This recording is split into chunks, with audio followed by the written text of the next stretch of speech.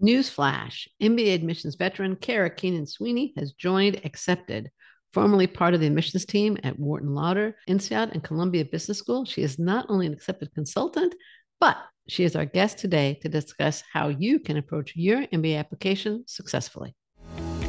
Welcome to Admission Straight Talk, the podcast dedicated to graduate admissions and helping you approach the application process thoughtfully and successfully. Your host is Accepted's founder and world-renowned admissions guru, Linda Abraham. At Accepted, our mission is to get you to that unforgettable moment when you read your acceptance email and shout, "Yes, I'm in!" Confident you'll be attending the perfect program to help you launch the career of your dreams. Our guest today is no stranger to Admission Straight Talk. She's been on several times, but wore a different hat previously. It gives me great pleasure to introduce Kara Keenan Sweeney, Accepted Consultant.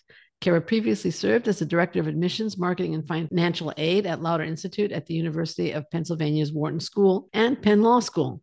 Kara has an extensive background in graduate admissions, starting with her master's in higher ed administration from Columbia, and including admissions positions at INSEAD, Penn State, and as I mentioned, Wharton's Lauder Institute. Most recently, she was a senior recruiter for McKinsey and Company. Kara, welcome to Admission Straight Talk. Thanks, Linda. It's great to be with you on the other side of the table, as you said. That's right. Glad to have you back, and this time as a colleague. All right, let's start with something really easy. How did you get into admissions? Yeah, I was a little bit by happenstance, which I think is true for a lot of admissions professionals or higher education folks.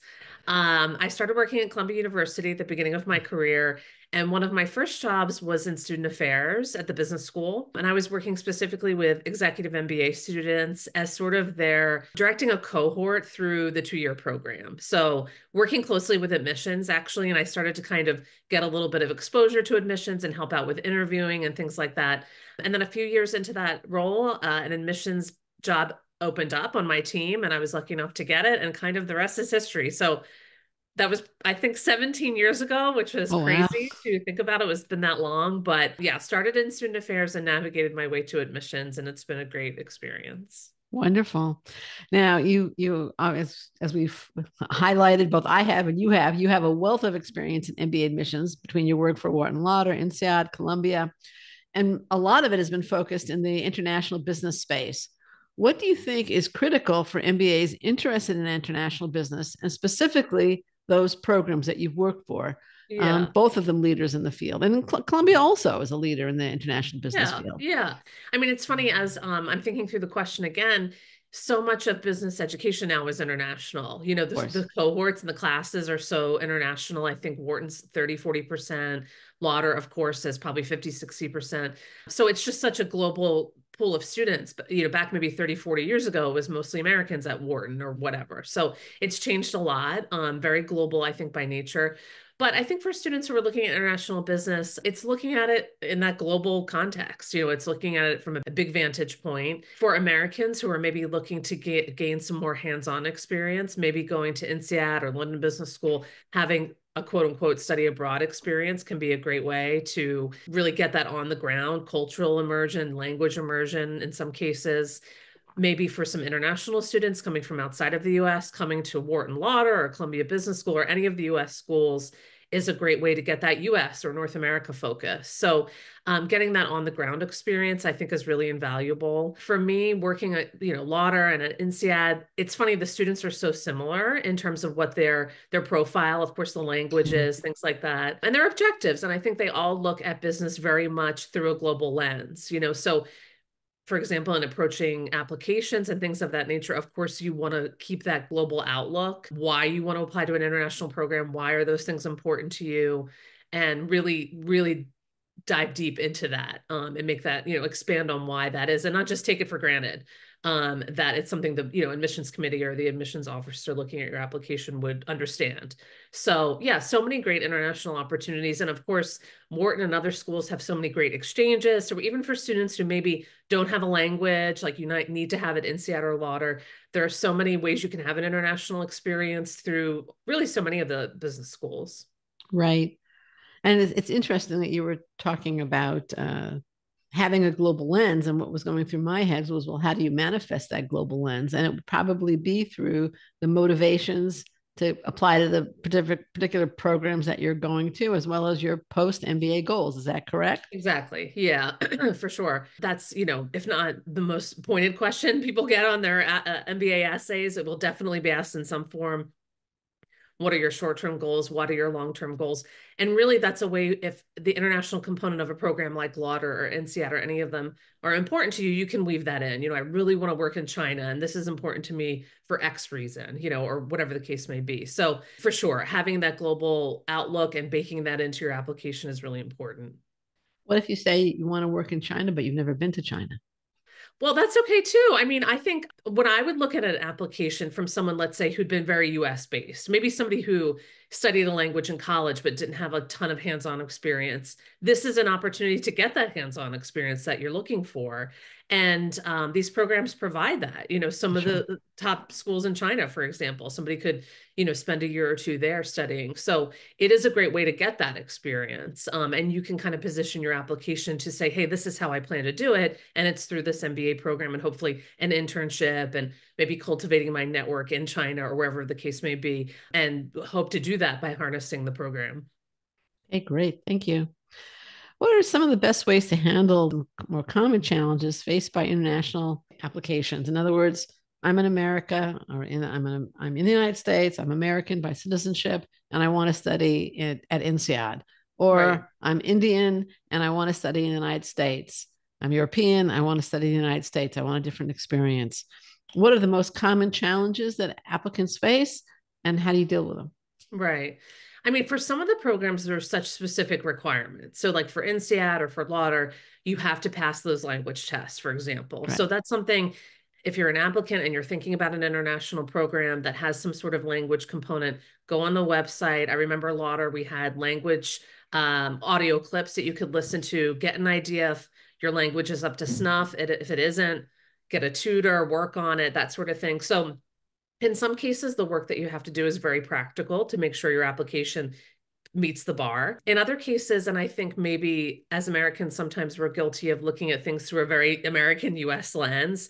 So if you're applying to INSEAD or London Business School, or whatever the case may be as an American, make sure you're looking through that global lens, answering their questions in a global vantage point. What's great about INSEAD, for example, I'm sure that it's still the case, is they have no more than 10% from a given country. So knowing that a lot of these programs will be really intentional about global diversity. And so of course, as someone from North America, you can bring a certain outlook, skills, whatever the case may be. And then of course, students from another part of the world bring something else culturally speaking. So it doesn't mean it's a disadvantage, but of course, essentially you want to make sure you meet the requirements and that you understand that you'll be a part of a really international global cohort if you go to one of the schools outside of the US. I would say on the flip side, and maybe not so much as true for Indian applicants, but something I would come across maybe from students from Asia or Latin America, I mean, really anywhere in the world where someone's first language is in English, it sort of, again, goes to some extent without saying, but making sure your TOEFL score is strong and that your essays are well written and that they are grammatically correct. I mean, it sounds so basic, but it's really important, obviously, to the admissions committee. You can have a 750 GMAT, great scores as an undergraduate student, a great job, but we need to make sure that you can communicate clearly and well, in a well-written way in English. Believe it or not, there are papers and MBA programs. You will have to write papers. And if you do a program like Lauder, you'll have to do a research paper, So those things can be important, and admissions committee members will pick up on that. So make sure your language, whether it's English or any other language you need for a program, is really up to snuff. Brush up on it. You mentioned the importance of the essays a minute ago, and obviously they're not just important to international applicants, they're important to all MBA applicants. How do you advise applicants to just approach the MBA application and the essays in particular? Yeah. I mean, you got the boxes, you got the essays, you got short answer questions, you got a resume, letters of recommendation. What's a good approach? I mean, you must have, as you were evaluating applications, you must have thought this person didn't go about it the right way, or this person has a great application. Yeah. What's the difference? Yeah. It's kind of like looking at it as you have a bunch of puzzle pieces that you need to pull together into like a beautiful mosaic, of what makes you you. And I think you can just say, okay, I wrote good essays, I have a good GMAT or GRE score. You're kind of checking the boxes, but you really need to pull it all together into a story that tells the story about your professional, academic, personal. You want to have that all woven in so that when someone's reviewing your application, they're thinking of you as a whole applicant. They're getting that overall composition of who you are as a person, what your goals are, what your objectives are, and who makes you you. You know, that's what we're looking to bring in, unique people that will make up a diverse class across professions, personalities, interests, clubs, passions, whatever the case may be. So really thinking about it from a broad stroke and then maybe narrowing in. So when you're looking at your essays, that's when you can drill down a little more on your goals or something that makes you unique. Or for the Wharton essay, what you might add to the community. That's when you can start to get really specific, but you still want to sort of make sure that the person reviewing your application has a full picture of who you are overall, as opposed to just kind of writing down a list and checking off a box. Yeah, no, the checkbox approach to applications isn't a terribly effective one. Right. And I think it goes back to something you said earlier, and that is the importance of motivation. Why are you doing what you're doing? What's motivating you? Yeah. So definitely. No, it kind of comes out again. Now, in your many years of experience at different programs, what were the most common mistakes that you saw in applications? Yeah. Well, maybe a little bit back to my earlier point about something as simple as having your essays be grammatically correct, making sure your application tells a story, making sure that, for example, as you're building your resume and other parts of your application that tell the story about what you do professionally, that it's clear to someone who doesn't have an area of expertise in, tech or consulting or whatever the case is. So making sure that it's something that's clear, transparent. And I think sometimes people could get a little too in the weeds. I like the idea of resumes really telling the story about your accomplishments as opposed to just spitting out what you do. These are your duties. Some of the things are pretty obvious, but and making sure that things are really right. I remember years ago we had an applicant who, whether it was accidental or intentional, I don't know, they had a couple of extra zeros on the end of that salary. And it just was such a large salary, didn't totally make sense. And of course those things are checked when someone is admitted to a program. They go through a background check to make sure everything's correct. We ended up denying the person because of other aspects of their application. But I thought, I'm sure that was an error, but it was something that really stuck out and it made us all raise our eyebrows. And it was just, and it didn't add in his favor, and I think it was just one of those little mistakes that you don't want to make, so make sure that you're obviously telling the truth, being factual, but catching any kind of little errors. Make sure you have, folks, whether it's an admissions consultant or a friend, whatever, take a look at it and make sure that you're good to go before hitting submit. Great advice. Now, obviously, we focused on your very rich experience in terms of MBA admissions, but you've also worked with applicants interested in management consulting, obviously students interested in management consulting, and you were a recruiter for McKinsey. In general terms, what are the management consulting firms looking for in their MBA recruits?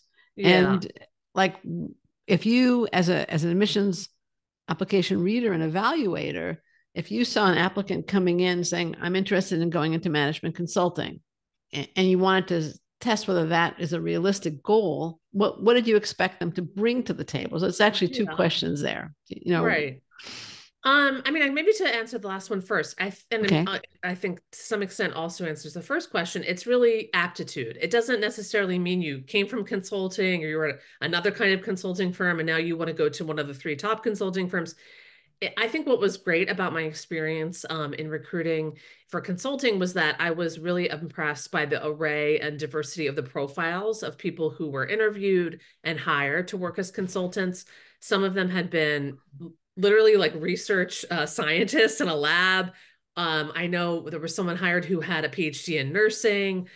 So there's a whole amazing skill set of folks who, just like an MBA program, I would often tell candidates, in particular candidates at Wharton, so much of what we'll be looking at is exactly what Wharton looked in your application. Who are you as a person? What makes you unique? Where can you add value? Because of course, with consulting, the client work crosses the gamut.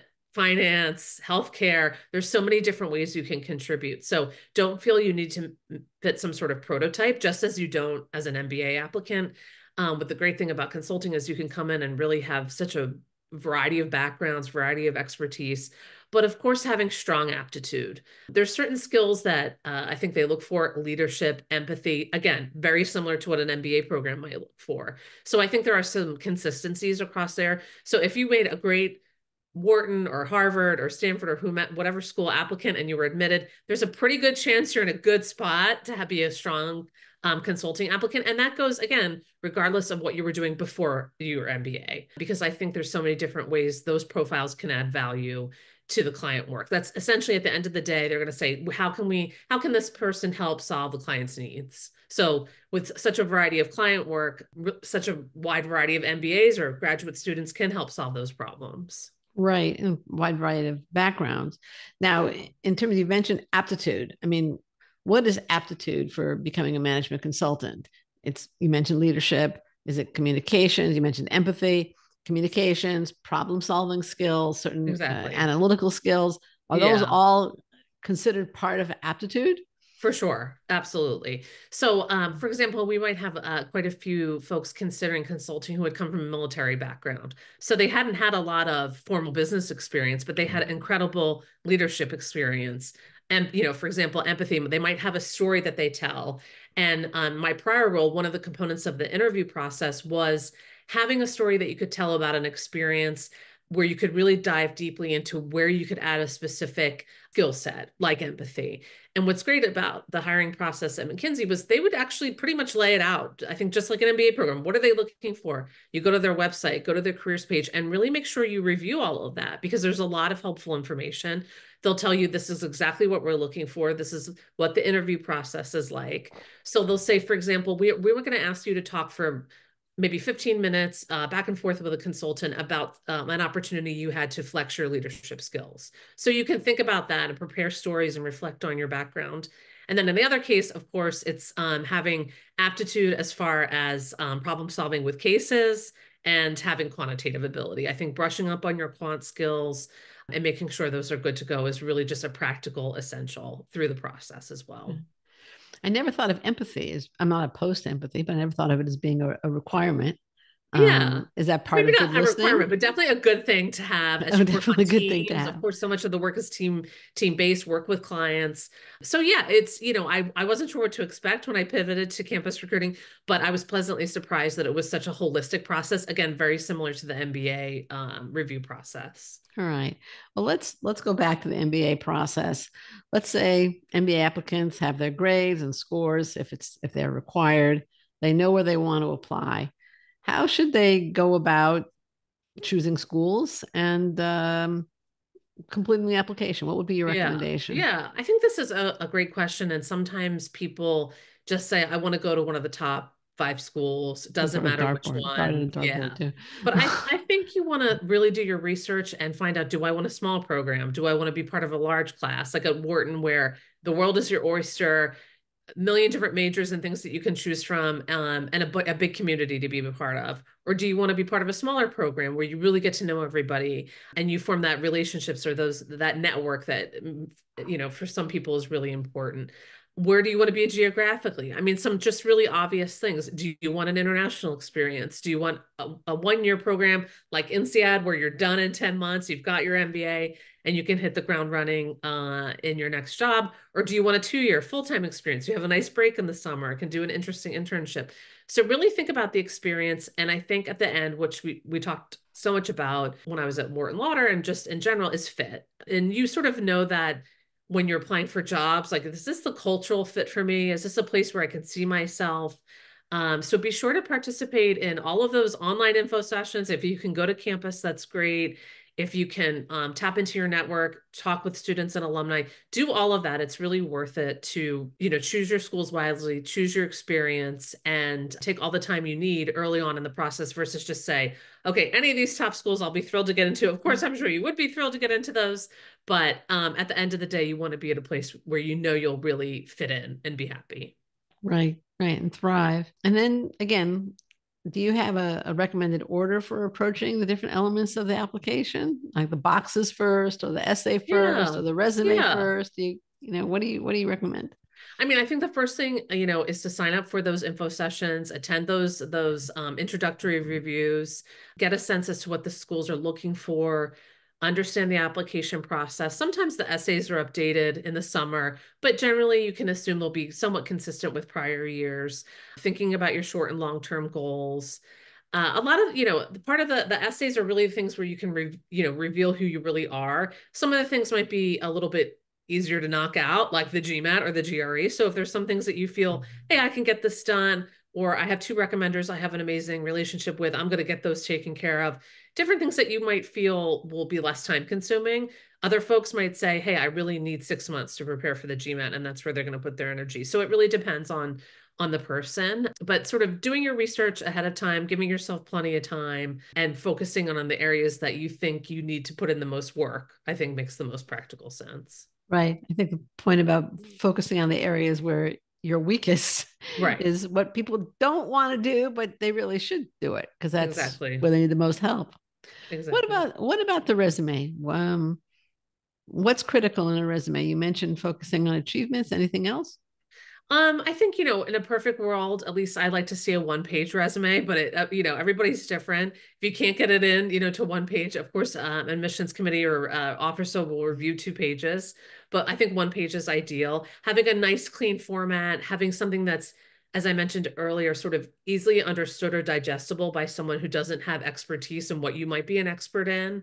So making sure that if you show it to a friend who's 2nd grade teacher, they can understand, even though you're an investment banker or whatever, you can, they can easily understand, okay, this is what you do. This is what you've done over the last couple of years.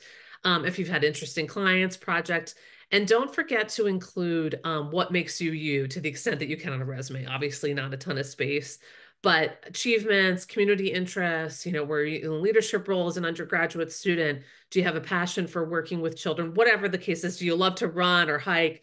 Because that is such a great way for someone who's reviewing a lot of things to say, oh, that really stood out to me. This person hosts a cooking class every week or does whatever that they love.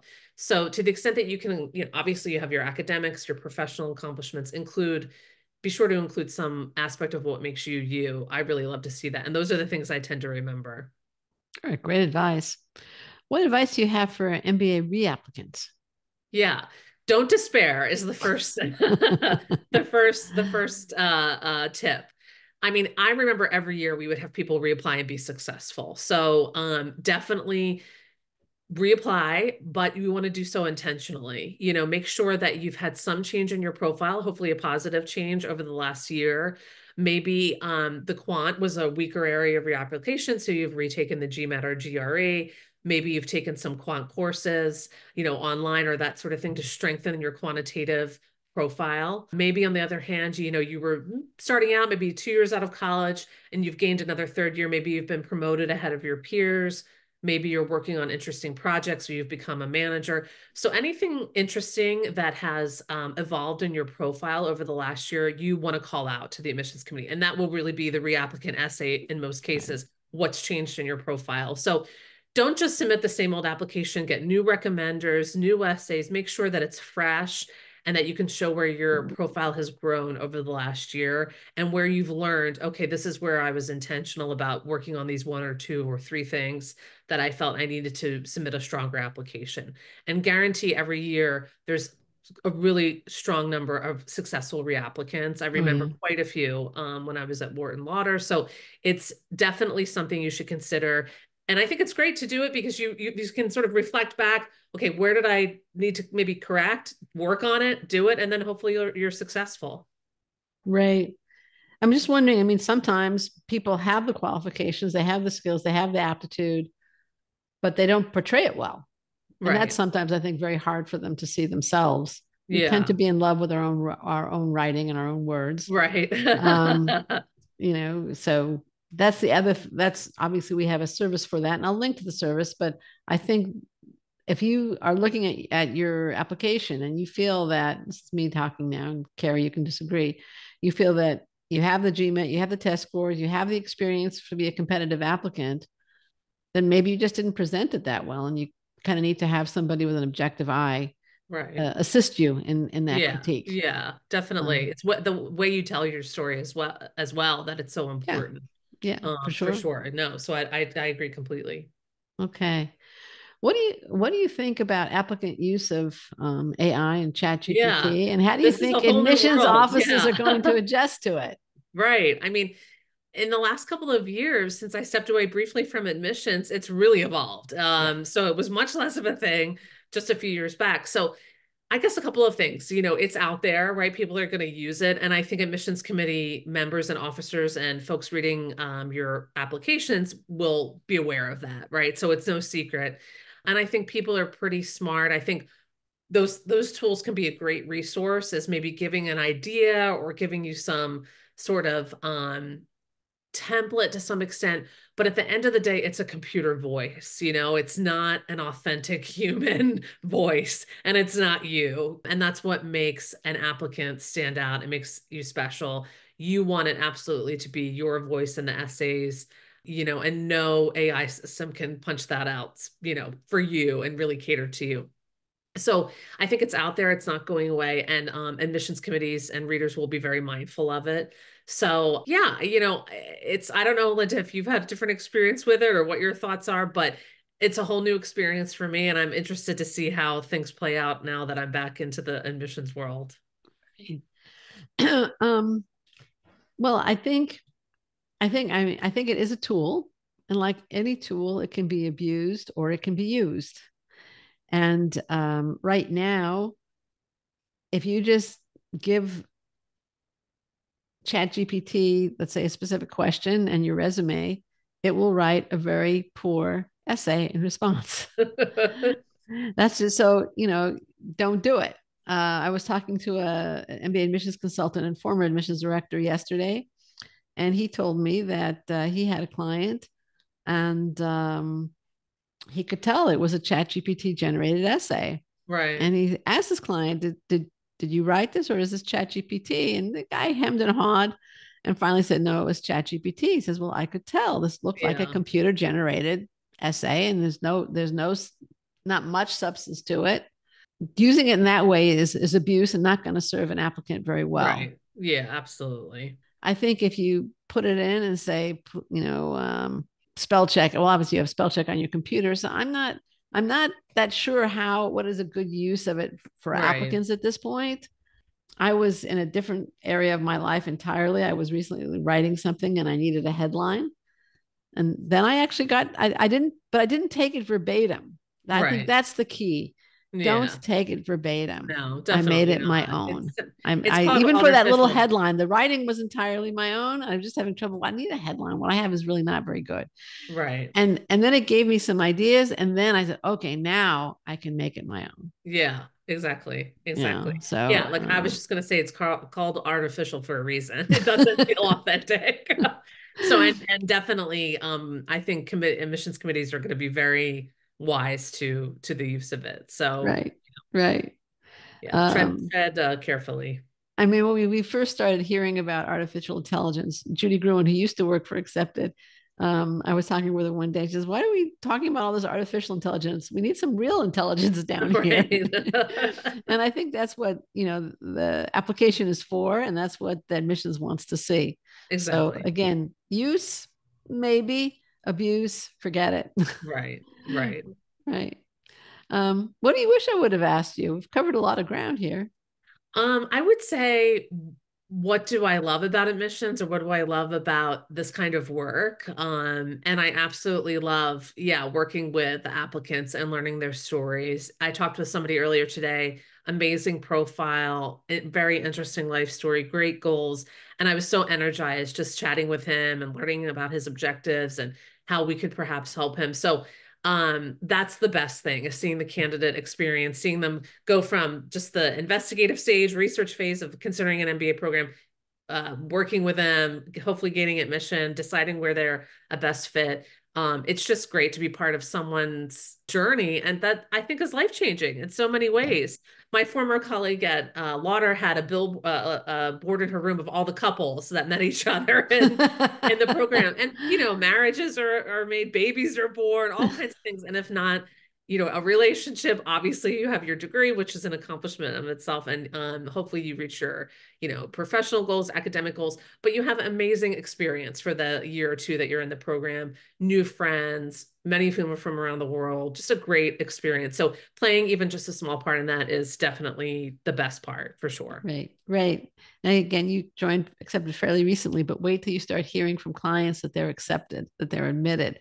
And then they're over the moon happy, and it just feels it's the biggest reward this, when you're on this side of the desk. You talked about being on the other side of the desk, but now helping them get to that point is just a wonderful, wonderful experience. So yeah, it was great.